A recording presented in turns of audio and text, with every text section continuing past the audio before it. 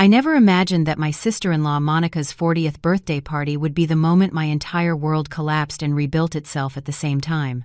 My name is Sandra. I'm 37 years old, and what I'm about to tell you is the story of how I discovered that for 8 years of marriage, I had been systematically humiliated, belittled, and literally erased from my husband Robert's social life, all while he and his family maintained a perfect facade in front of me.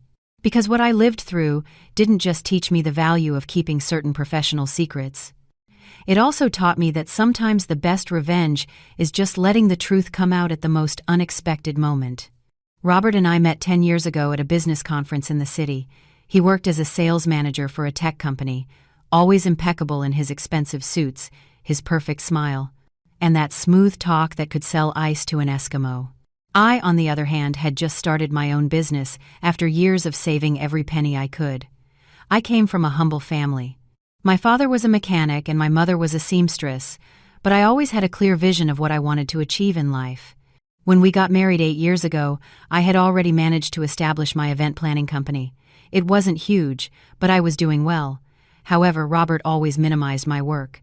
"It's nice that you have your little hobby," he'd say, patting me on the head like I was a little girl playing businesswoman. "But don't worry, my love, I earn enough for both of us. You don't need to stress about it." His family was another story entirely. The first time I met them, his mother, Linda, looked me up and down with those critical eyes that seemed to x-ray my soul. So you're Sandra," she said. Her tone clearly meant, "You're the one who isn't good enough for my son." His sister Monica was more direct.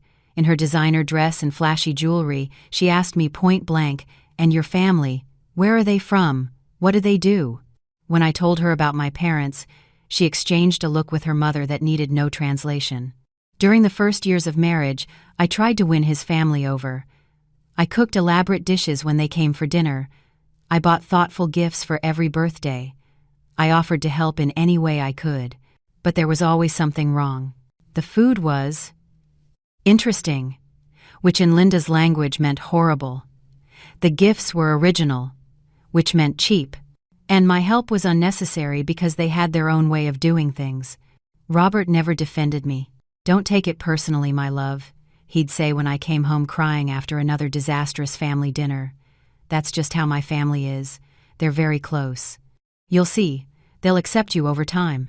You just have to try a little harder." Try harder? If I tried any harder, I'd end up becoming their personal maid. But I tried because I loved Robert. Or at least, I loved the version of Robert I knew when we were alone. He was affectionate, attentive, he made me laugh. But every time his family showed up, he transformed into someone else. Suddenly, my opinions didn't matter. My achievements were minimized. And I became just another piece of furniture in the house. What Robert didn't know was that while he continued his sales manager job, earning that good salary he bragged so much about, my little hobby had grown exponentially. I had started by organizing small birthday parties and modest weddings, but with a lot of work, dedication, and by reinvesting every profit, I had managed to expand. 3 years ago, I made the most important decision of my business career. I bought the Golden Emperor Ballroom. The Golden Emperor Ballroom wasn't just any venue. It was the most exclusive event space in our city. A historic 3-story building with Italian marble floors, crystal chandeliers imported from the Czech Republic, and a breathtaking panoramic terrace view. The purchase had been possible thanks to years of hard work, a considerable loan I took out in my name, and the sale of some properties I had inherited from my paternal grandmother. But I never told Robert. Why? Because every time I tried to talk to him about my business, he'd cut me off. "Oh, Sandra, don't bore me with the details of your little parties. You know that's not my thing."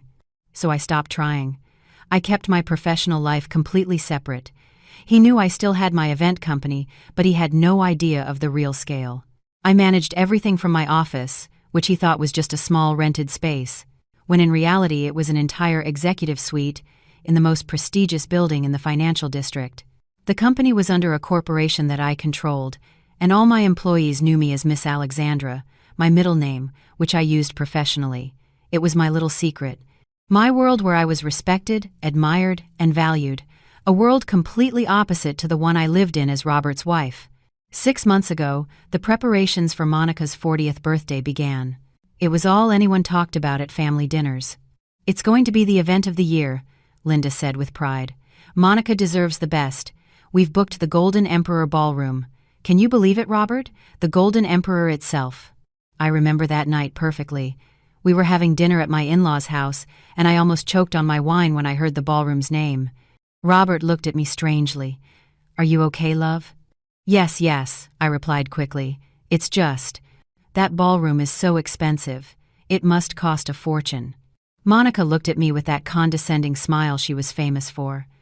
Well, Sandra, when you have the right connections and the right social class, these places give you special discounts. Besides, my husband Fernando has business with the owners. It's not something just anyone can get, obviously. I had to bite my tongue to keep from laughing out loud. Special discounts, connections with the owners. If only she knew the owner was sitting right across from her, eating her bland food and putting up with her derogatory comments. It will be a spectacular party, Linda continued. Just for important people, the cream of the crop of society. Of course, Robert, you'll be at the main table with us.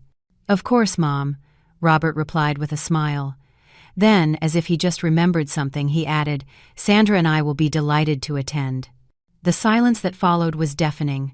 Monica and Linda exchanged those looks I knew so well. Fernando, Monica's husband, suddenly found the pattern on the tablecloth very interesting. And Robert cleared his throat. Well, actually, love, he began, in that tone I immediately recognized as the prelude to a disappointment. It's a very intimate party. Just for, the inner circle. But I'm your wife, I said, feeling the blood rush to my cheeks. Am I not part of the inner circle? Of course you are, my love, but it's just. Robert looked at his mother, searching for help. Linda intervened with her authoritarian voice. Sandra, dear, it's nothing personal. It's just that the guest list is very limited. The ballroom holds 300 people, but we want to keep it exclusive. Only 150 very select guests. I'm sure you understand. 150 select guests. And there was no room for her son's wife. The Golden Emperor Ballroom, my ballroom, could comfortably hold 500 people. But I wasn't going to correct her. Not yet. Besides, Monica added, in that honey-sweet voice she used when she wanted to be especially hurtful, it will be a very elegant party with a strict dress code. Designer gowns, jewelry. We don't want anyone to feel out of place. The jab couldn't have been more direct. According to her, I had neither the clothes nor the class to attend her party. Robert squeezed my hand under the table, a gesture that was supposed to comfort me, but only made me feel more humiliated. I understand perfectly, I said, in the most neutral voice I could manage. I hope you all have a wonderful time. That night, on the way home, Robert tried to smooth things over. My love, don't take it like that. You know how my family is. They're a bit traditional. Traditional? I finally exploded. Robert, they just told me to my face that I'm not good enough to go to your sister's party, and you said nothing. Sandra, please, don't exaggerate. It's not that you're not good enough, it's just that, well, you've seen it yourself. They're different environments. You're just simpler, more down to earth, and I love that about you. But my family, they move in different circles. Then why did you marry me if I'm so down to earth? I asked, tears in my eyes. Robert hugged me. He kissed my forehead. Because I love you, my love. You're real, authentic. You don't need to pretend to be something you're not. Look, I promise that after the party, we'll organize a dinner just the two of us at that French restaurant you like. How does that sound? How did it sound? It sounded like my husband was buying me off with a dinner to make up for the fact that he was excluding me from his family life. But I said nothing. I just nodded and went to bed with a knot in my stomach, and a decision forming in my mind. For the next few weeks, Monica's party was all anyone talked about. Robert would come home telling me about the preparations with an enthusiasm that hurt me. They're having a live band flown in from Miami, he told me over dinner, and the catering is from that famous TV chef. It's going to be incredible. I nodded and smiled. While inside I was wondering, what would you have done in my place? Would you have revealed that you were the owner of the ballroom? Or would you have waited for the perfect moment, like I was planning to do? A month before the party, I received the formal reservation request at my office. My assistant Caroline came in with the paperwork. Miss Alexandra, We have confirmation for the Montgomery family event. Everything is ready according to their specifications. I reviewed the documents. There it all was. Monica Montgomery Guthrie. 40th birthday party. 150 guests, though they had reserved for 300 just in case. Premium menu, deluxe decoration. All paid in full by Fernando Guthrie. The total was considerable. More than Robert earned in 6 months. Caroline, I told my assistant. For this event, I want everything to be absolutely perfect. Every detail, every flower, every glass. And I want to be present personally that night to supervise. Caroline looked surprised. I almost never supervised events personally. I had an excellent team of coordinators for that. Are you sure, ma'am? It's a Saturday night and I know you usually. I'm sure, I interrupted her. This event is special. Oh, and Caroline. Prepare my private office at the ballroom. The one with the direct view of the main hall.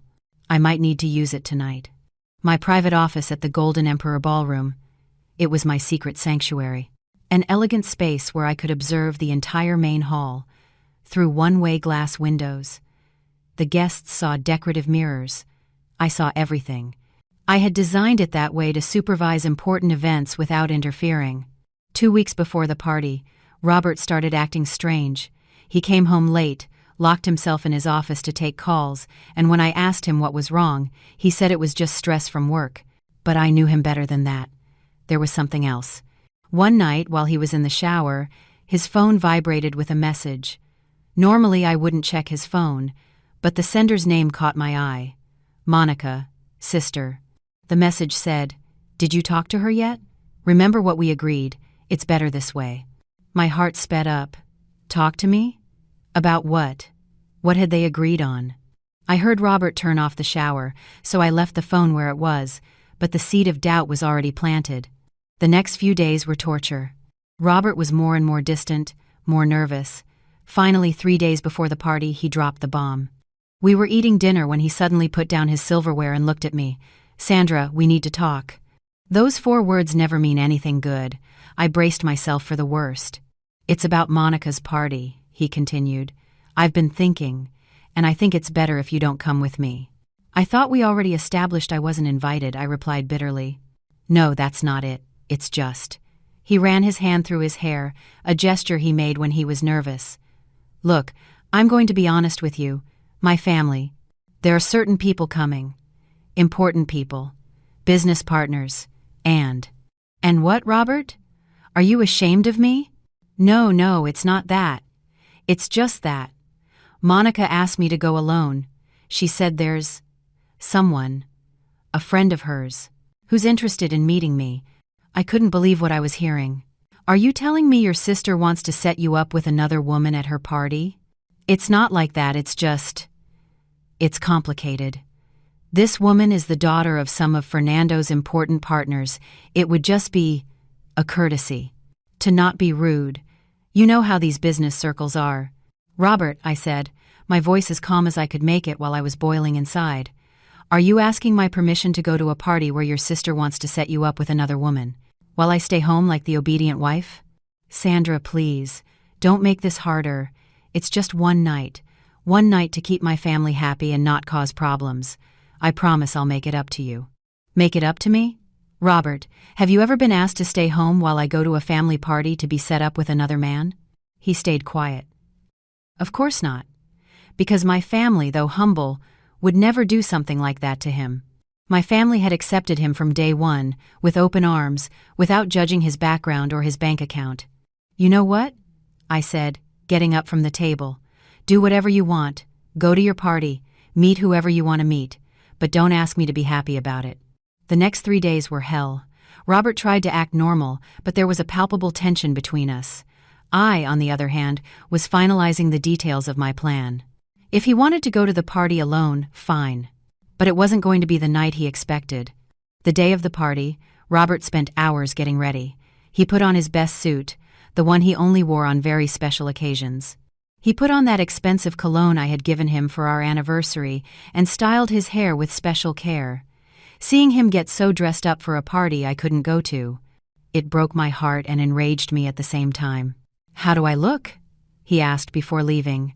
Like someone who's going to meet another woman, I replied without looking at him. Sandra, please. Just go, Robert. Don't be late for your date. He left the house without another word. I waited exactly 15 minutes, the time it would take him to get to the ballroom, and then I left too. But I wasn't dressed in my usual clothes. No, tonight I also had a role to play. I put on a black designer dress I had bought especially for the occasion. One Robert had never seen, because I kept it at my office. Discreet but elegant jewelry, professional makeup I had done that afternoon at the spa, and shoes that cost more than what Robert thought I earned in a month. Tonight, Sandra the simple wife was staying home. Alexandra the successful businesswoman had work to do. I arrived at the Golden Emperor Ballroom through the private entrance, the one that led directly to the administrative offices. My team was already in position. Caroline greeted me with a professional smile. Miss Alexandra, everything is ready according to your instructions. The guests are arriving. The Montgomery family is already here at the main table, as requested. Perfect, I replied, heading to my private office. Keep everything running normally. I'll be observing from here. If there are any problems, let me know immediately. From my office, I had a perfect view of the ballroom. The decoration was spectacular, I had to admit. Monica had chosen a Great Gatsby theme, all in gold and black, with ostrich feathers as centerpieces and Art Deco chandeliers. The guests were arriving, each one more elegant than the last. And there, at the main table, was the entire Montgomery family. Robert was sitting between his mother and a young blonde woman I didn't recognize. Monica, the birthday girl, was glowing in a gold dress that probably cost a fortune. Fernando, her husband, was chatting animatedly with other men who looked like important businessmen. And my Robert, was smiling at the blonde like she was the most fascinating woman in the world. My blood boiled, but I stayed calm. The night was just beginning. For the first hour, I watched Robert act like the most eligible bachelor at the party. The blonde, who I later found out was named Victoria, never left his side. She touched his arm when she laughed, leaned in close when she spoke, and Robert did nothing to discourage her. In fact, he seemed to enjoy it. Linda, for her part, watched them with obvious approval. At one point, I saw her lean over to Monica, and I heard perfectly what she said, thanks to the excellent sound system in my office. Victoria is perfect for Robert. She has class, education, comes from a good family, not like that other one. That other one. That's what they called me when I wasn't around. Monica looked thrilled. It's about time Robert realized he can aim higher.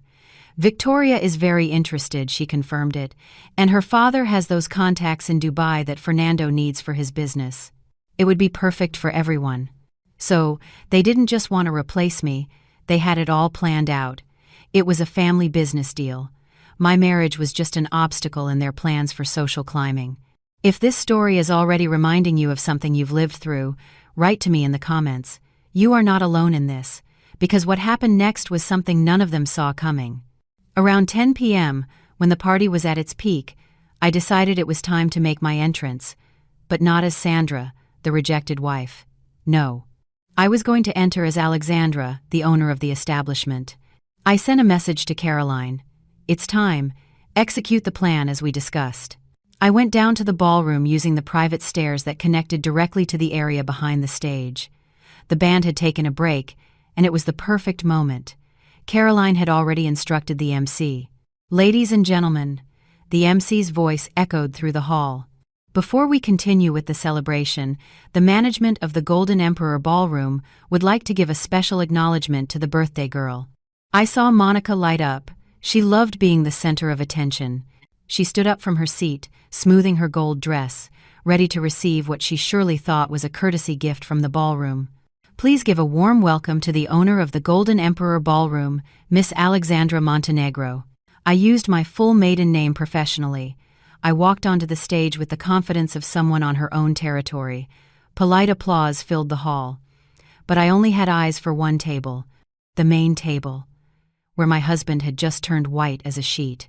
Good evening, everyone, I said, taking the microphone with a professional smile. It's an honor to have the Montgomery family celebrating this special occasion in our establishment. Monica, I addressed my sister-in-law directly, who was staring at me. not quite recognizing me, confused by my transformation. "Happy 40th. I hope tonight is unforgettable." "Thank you," Monica stammered, clearly bewildered. "You know," I continued, addressing all the guests, "the Golden Emperor Ballroom has a very special policy. We believe family celebrations should include the entire family. Which is why, when I reviewed tonight's guest list, I noticed a very particular absence." Robert had stood up. His eyes were locked on me with a mix of shock and terror. Linda grabbed his arm, trying to make him sit down, but he didn't move. "You see," I continued, my voice clear and calm, "when Mrs. Monica Montgomery Guthrie booked this ballroom, she mentioned it would be an intimate family celebration. However, it caught my attention that her brother, Robert's wife, wasn't on the list. How curious, don't you think?" A murmur went through the ballroom. The guests started looking at each other, some turning towards the main table where Robert looked like he wished the earth would swallow him whole. "Robert," I said, looking right into his eyes, "darling, aren't you going to introduce me to your family?" "Oh, wait. Silly me. We already know each other, don't we? I'm Sandra, your wife. Although, tonight, you seem to have forgotten that." The silence that followed was deafening. Victoria the blonde scrambled away from Robert as if he were on fire. Monica's mouth was wide open in a perfect O of surprise. Fernando was frozen with his glass halfway to his lips. And Linda, was staring at me with a rage that could have melted steel. "You," Linda started, getting up. "Yes, me," I interrupted. "Sandra Montgomery, or, as I'm known in the business world, Alexandra Montenegro. Owner and CEO of Montenegro Events, the company that owns this ballroom and 6 other establishments in the city." "This is impossible," Monica said, her voice high-pitched. "You can't be. Robert said you had a little business." "A little business?" I laughed, and my laugh echoed through the hall thanks to the microphone. "Well, I guess by Robert's standards, earning several million a year is little. After all, he earns, what is it, love? 80,000 a year? 90 inches a good year with bonuses?" Robert finally found his voice. "Sandra, please, can we talk about this in private?" "In private?" My voice went up an octave. "Like when you privately told me I wasn't appropriate for your sister's party? Like when you privately explained you needed to come alone so you could be introduced to Victoria? Tell me, Robert, did you also explain to Victoria, in private, that you're a married man?" Victoria shot up abruptly. I didn't know. Monica told me you were getting a divorce." "Getting a divorce?" I turned to Monica. "How interesting.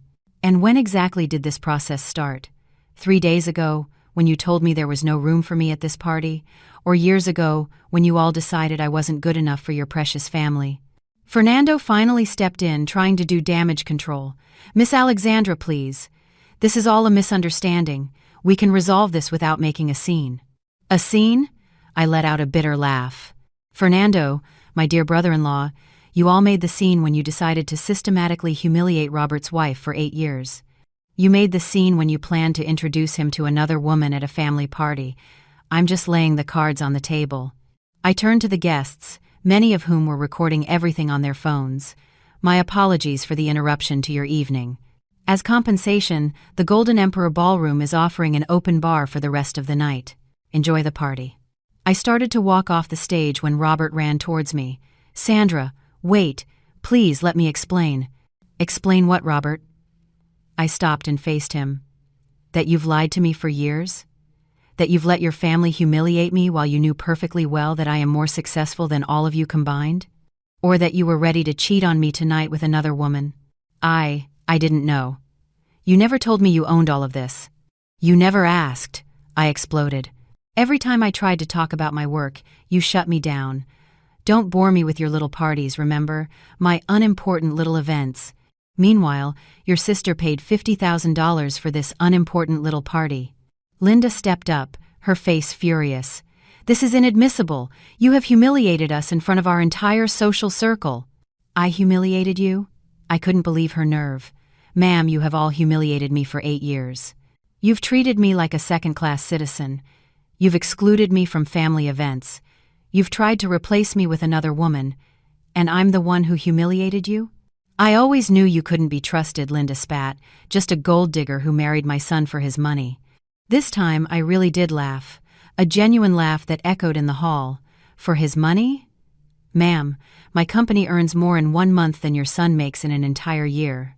I have properties in 3 countries, an investment account that's worth more than the house you live in, and this ballroom where your daughter wanted to have her exclusive party, is just one of my properties.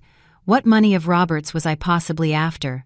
Monica was crying, ruining her perfect makeup. "You ruined my birthday. This is all your fault." "No, Monica," I said calmly. "You ruined your own birthday when you decided it was a good idea to introduce another woman to your sister-in-law's husband. When you decided I wasn't good enough for your party. When, for years, you treated me like a servant instead of family." I turned back to Robert one last time. "You have 1 hour to get your things out of my house. Yes, my house, because it's in my name, like everything else. I suggest you ask your mother for a place to stay, or maybe Victoria has a spare couch." "Sandra, please don't do this. I love you." "No, Robert. You love the idea of having a submissive wife who accepts your humiliations. You love having someone to feel superior to, but you don't love me. Because if you loved me, you never would have let your family treat me like this."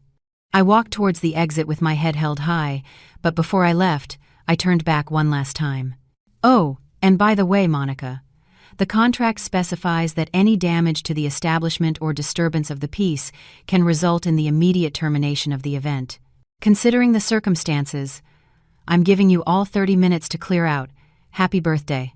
The chaos that erupted after that was epic, according to what my employees told me.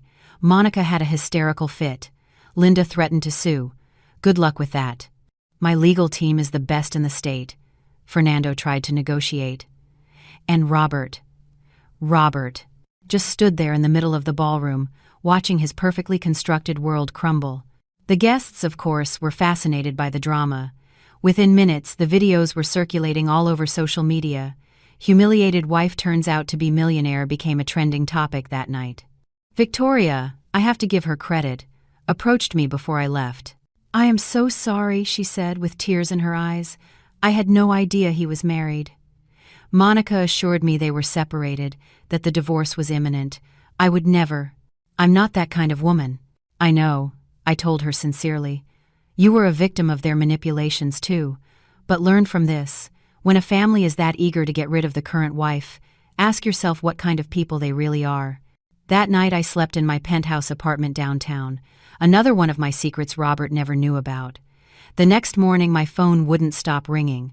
Robert had called 47 times, sent over 100 messages, all variations of the same theme. "I'm sorry, I didn't know, we can fix this, I love you." I also got calls from unknown numbers. Some were reporters wanting the exclusive, others were friends of the Montgomery family, expressing their shock and, surprisingly, their support for me. It turned out I wasn't the only one who had been a victim of that family's classism. A week later I received an unexpected visitor at my corporate office. It was Fernando, my brother-in-law. Caroline showed him in, and I have to admit, he looked terrible. He had deep dark circles under his eyes and had lost weight. Alexandra, I don't know what to call you," he began nervously. "Alexandra is fine," I said. "Sandra was for family. And clearly, we aren't family anymore." He sat down heavily in the chair across from my desk. "I need to apologize, not just for the party, but for all these years. I knew how they treated you was wrong, but I never said anything. I was a coward." "Why now, Fernando? Why apologize now?" He sighed deeply. "Because I realize that my wife, the woman I've been married to for 15 years, is capable of destroying a marriage without blinking, if it benefits her social plans. If she did it to you, what guarantees me she won't do it to me when she finds a better match?" "That's a harsh realization," I admitted. "I've filed for divorce," he blurted out. "I can't be with someone like that. And Robert is destroyed." He realized what he lost. Too late. "Robert lost more than a wife," I said calmly. "He lost the chance to have a real partner, someone who loved him for who he was, not for his last name or his bank account, but he chose ego over love." Fernando nodded. "I also came for another reason. I know I have no right to ask you for anything, but a lot of my partners were impressed with you that night." the way you handled the situation, your business success. Several want to do business with you. If you're interested, I can make the introductions." I couldn't help but smile. Karma works fast, doesn't it? Faster than you can imagine. Monica's and Linda's reputations are in the gutter. They've been excluded from all the important social events. Nobody wants to be associated with people who treat their own family like that. I accepted Fernando's offer. Not for him, but because business is business. And sure enough, those contacts turned out to be very lucrative. The divorce from Robert was surprisingly fast. He didn't fight anything. He signed everything my lawyer put in front of him. He even tried to refuse the settlement he was legally entitled to. "I don't want your money," he said in our last meeting at the courthouse. "I just want another chance." "Robert," I said with a mix of pity and firmness, "you had 8 years of chances. Every day you let your family humiliate me was a lost chance. Every time you minimized my achievements was a wasted chance. There are no more chances." "You never loved me?" he asked, his eyes filled with tears. "I loved you with all my heart," I admitted, "but you loved your family's approval more than you loved me, and that love died, slowly. Humiliation by humiliation." It's been 6 months since that night at the Golden Emperor Ballroom. My business has grown exponentially, partly because of the unexpected publicity, but mainly because I now operate without hiding who I am. I'm no longer Sandra the submissive wife. I am Alexandra the successful entrepreneur. Robert still sends flowers to my office every week, always with the same note: "I'm sorry, I love you, please." I donate them to hospitals and nursing homes. At least they can bring joy to someone. Monica had to move to another city. The social shame was too much for her. Linda now lives with Robert, who had to sell his luxury car to pay the debts he racked up trying to maintain a lifestyle he could no longer afford without my invisible support. You know what the most ironic part of all this is? For years, Robert and his family made me believe that I was the lucky one for marrying him, that he was the prize and I was the lottery winner. When in reality, I was the prize that he didn't know how to value. A week ago, I got a letter from Victoria, the blonde woman from the party. She told me that after that night, she did a lot of deep reflection on the kind of people she associated with. She had cut off all ties with families like the Montgomerys and was focusing on building genuine relationships. She thanked me for opening her eyes, even if it was in such a dramatic way. I also get messages from women all over the country telling me similar stories. Successful women who hide their success so they don't overshadow their insecure husbands. Brilliant women who make themselves small to fit into the expectations of their in-laws. I tell them all the same thing: never make yourself small so someone else can feel big. My father, the humble mechanic who the Montgomery family mocked behind my back, called me after he saw the videos online. "My girl," he said, his voice rough with emotion, "I always knew you were special. But you hid your light for too long. I'm glad you're finally letting it shine." My mother, the seamstress who Linda considered low class, knitted me a beautiful shawl. "To remind you," she said, "that the best things are made with patience, stitch by stitch, until you create something beautiful and lasting. Just like the life you built all by yourself." Do you think I exaggerated, or did I do the right thing? I think I did the only thing I could do. For years, I tried to win that family over by being submissive, by being less, by being invisible, but some people only respect power, and when I finally showed them mine, it was too late for them. The moral of this story isn't about revenge. Even if the channel is called Grandma's Diary, it's about self-worth. It's about not letting anyone, not even the person you love, make you feel less than you are. It's about the importance of being with someone who celebrates your successes, not someone who fears them. Robert feared my success. He was afraid that if his family knew the truth, he would look small next to me. And he was right, but he didn't look small because of my success. He looked small because of his own insecurity and cowardice. A real man would have been proud to have a successful wife. A real man would have defended his wife against anyone, including his own family. Now, I live my life without hiding. My company keeps growing. I'm opening 2 more ballrooms in other cities. I'm dating someone new.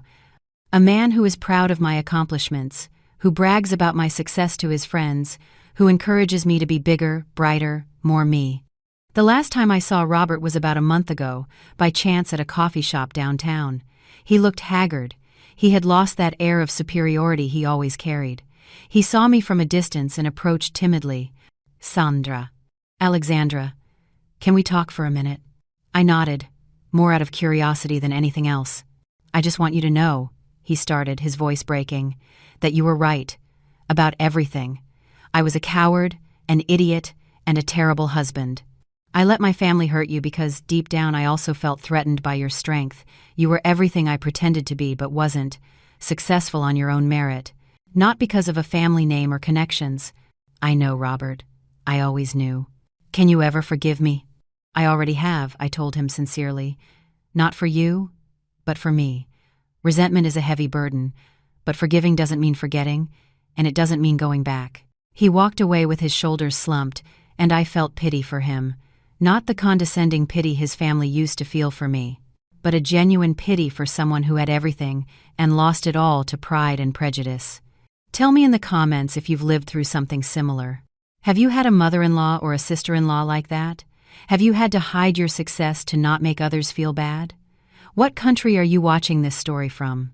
If this story touched your heart, share it with someone who also needs to hear it. In the comments, tell me, have you experienced something similar? What country are you watching from? I read all the comments, and your stories inspire me to keep sharing these experiences. Remember Grandma's diary, family. Never let anyone make you feel less than you are. Your value doesn't depend on the approval of others, but on your own truth. And sometimes the best revenge isn't planning something elaborate, but simply letting the truth come to light and letting people face the consequences of their own actions. Until the next story. I'm Sandra. No, I'm Alexandra. And this was my final revenge. A revenge I didn't plan out of malice, but one that came from the need to defend my dignity and my truth. And in the end, that's the sweetest revenge of all. Living your truth without asking for permission or forgiveness. Life taught me that when someone tells you that you're not good enough, it's not a reflection of your worth, it's a reflection of their own insecurities. And when you finally understand that, when you finally decide to shine with your own light, no matter who it makes uncomfortable, that's when you truly win. My story doesn't end with a "they lived happily ever after," because real life isn't a fairy tale, but it ends with something better. A woman who learned her value, who stopped hiding, and who now lives on her own terms. And that, dear Grandma's Diary family, is worth more than any fairy tale ending.